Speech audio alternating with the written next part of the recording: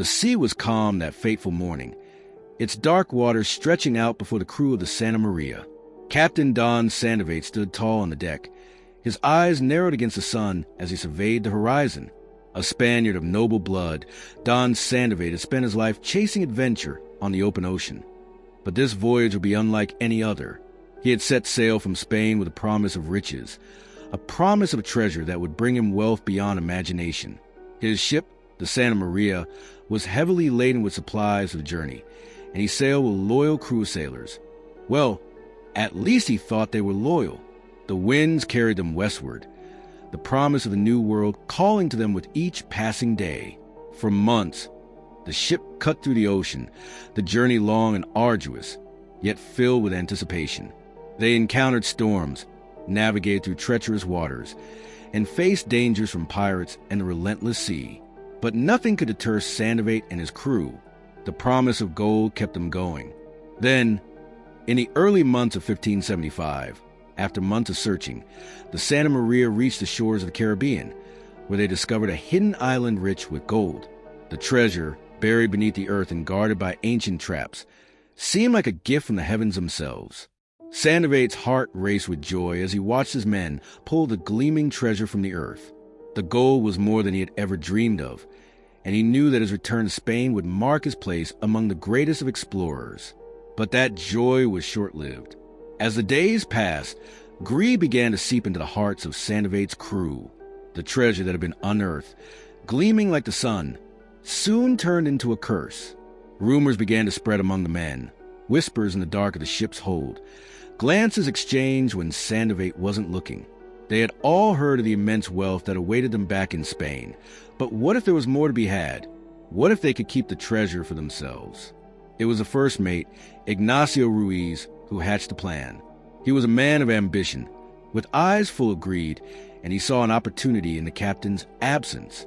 Ruiz had been waiting for the perfect moment to strike, and it came on a quiet night, the stars hanging like diamonds in the sky.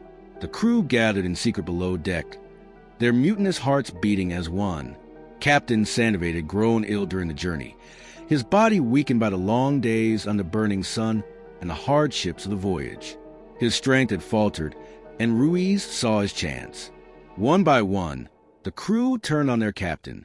They tied him to the mast, his arms stretched wide, and his body helpless against the brutal ropes that bound him.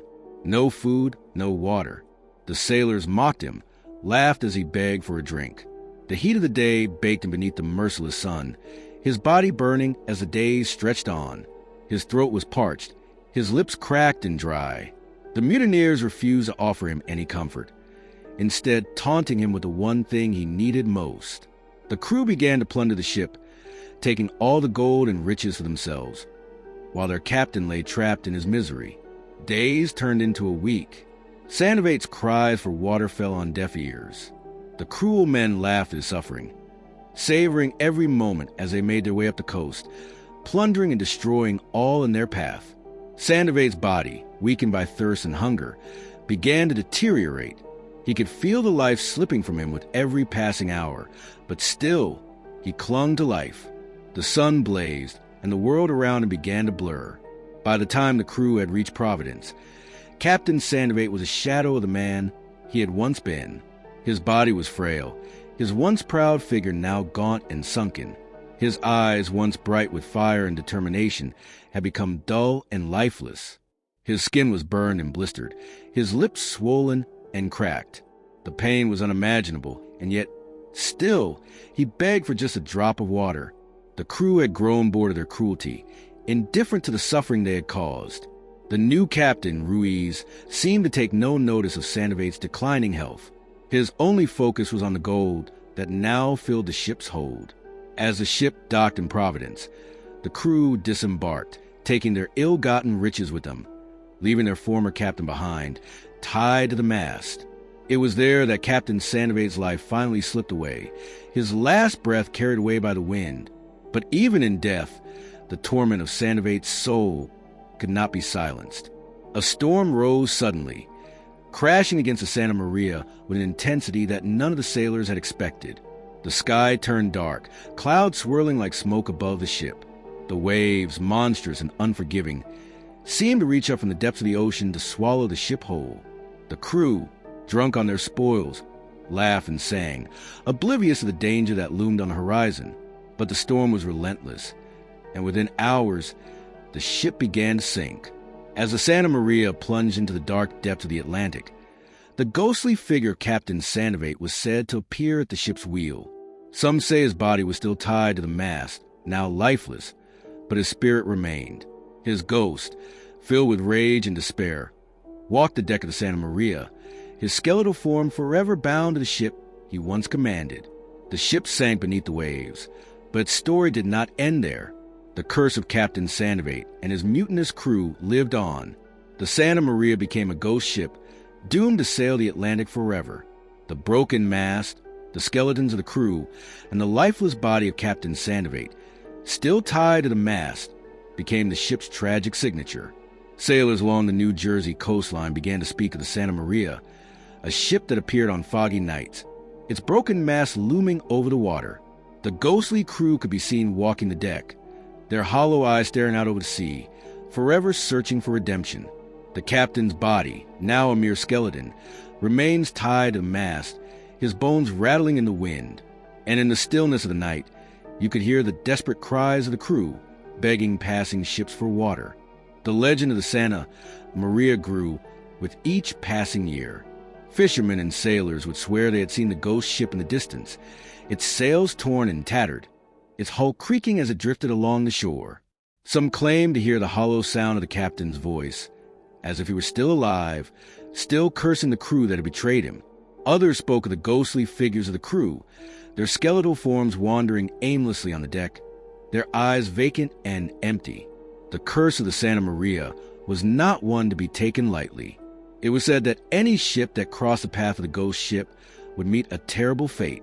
Many sailors, desperate to avoid the ship's wrath, would take a wide berth around the coastline, avoiding the area where the ship was said to appear.